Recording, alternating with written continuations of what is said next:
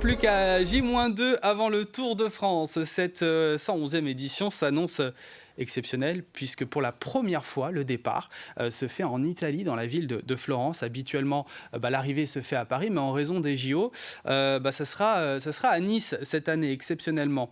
Anthony Pasquier, 26 ans, originaire de Vendée, va participer une nouvelle fois à cette expérience, mais en tant que caravanier, et il m'a rejoint sur le plateau. Bonjour. Bonjour Merci de me Anthony recevoir. et bienvenue. Alors, quelques définitions d'abord. Quels sont les rôles, les missions d'un caravanier ? Alors, sur le Tour de France, la caravane, c'est vraiment un élément majeur du Tour de France. Il y a beaucoup de gens qui viennent voir le Tour de France pour sa caravane.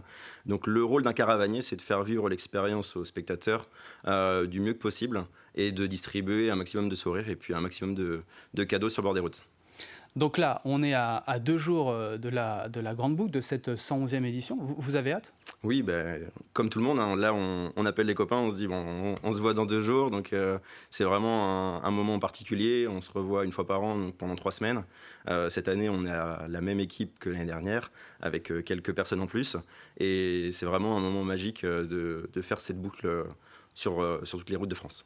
Alors vous, justement, vous partez pas d'Italie, vous partirez de France. D'où exactement ? Alors, Ça se passera quand ? donc le Gaulois, moi je suis caravanier pour la marque Le Gaulois, et comme c'est une marque 100% française, le départ se fera sur la dernière étape qui relie l'Italie à la France, pour maximiser en fait la distribution des cadeaux auprès des Français qui peuvent consommer les produits tous les jours.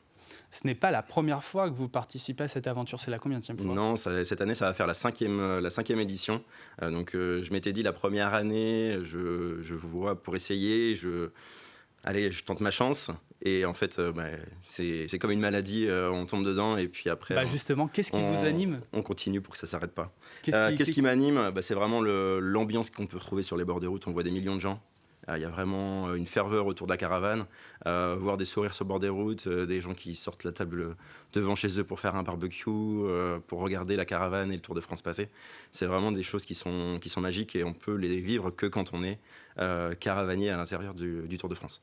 Alors, elle ressemble à quoi, ces caravanes ? Alors donc nous, cette année, la caravane Le Gaulois, on a 8 véhicules. Donc on fait partie des marques qui ont le plus gros nombre de véhicules.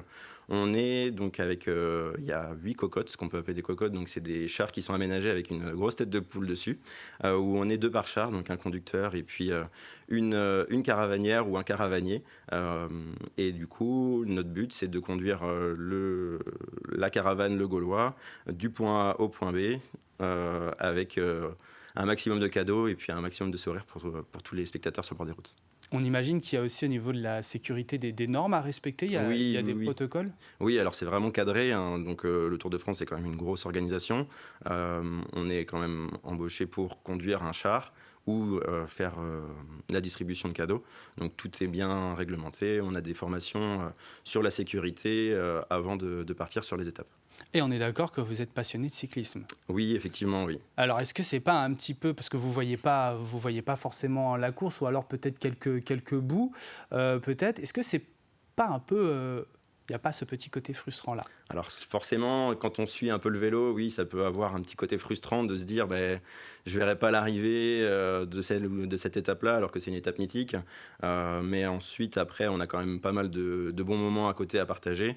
Et puis, ça peut nous arriver sur des cols qui ont une seule route pour monter, de voir les arrivées. Donc, on n'est pas si frustré que ça. On arrive quand même à voir quelques coureurs sur le bord des routes.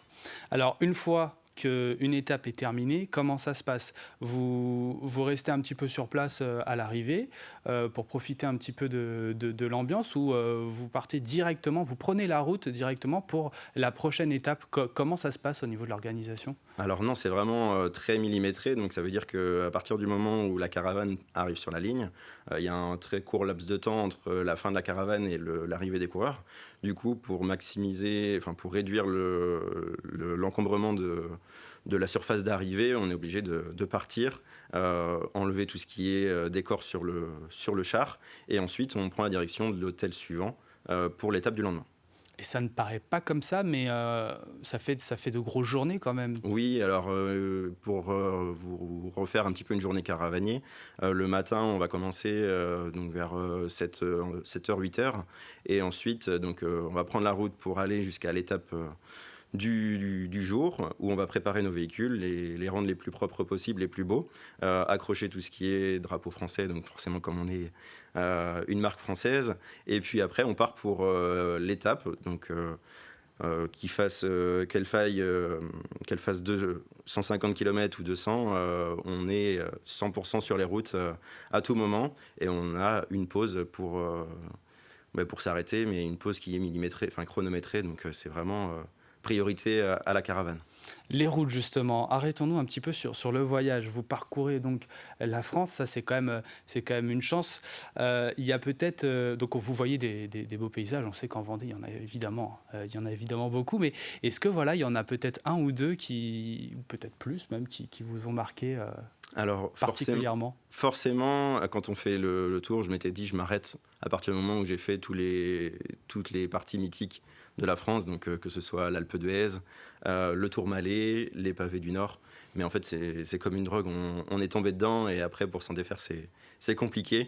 Un souvenir que je retiens, c'est de l'année dernière, quand on est passé dans le virage Thibaut-Pinot, avec la ferveur des gens.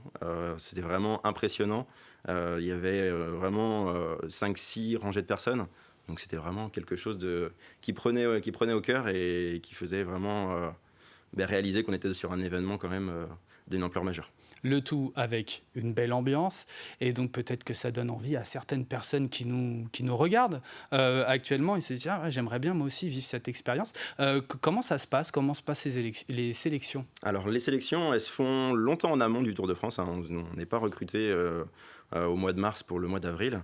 On est vraiment recruté fin d'année avec des entretiens d'embauche. C'est vraiment un poste, que ce soit caravanier en chauffeur ou caravanier en distributeur ou distributrice, c'est vraiment des postes à responsabilité.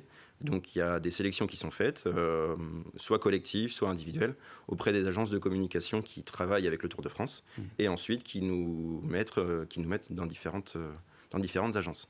Il y a un moment, pour terminer, que vous attendez particulièrement? Oui, principalement, là, ça va être l'arrivée à Nice avec le départ de Monaco. Forcément, on part des Champs-Élysées, donc l'arrivée sera différente. Mais c'est une région qui n'accueille pas le Tour de France chaque année. Donc forcément, l'engouement des gens sera vraiment là. Et la région du Sud-Est, c'est vraiment une très belle région. Eh oui, exceptionnellement. Donc l'arrivée se fera du côté de Nice en raison des JO, on en parlait à Paris. Un bel événement sportif qui arrive donc samedi, le coup d'envoi du Tour de France qui sera donné à Florence en Italie. Un moment privilégié pour vous, Anthony. Merci de nous en avoir parlé sur le plateau de la matinale.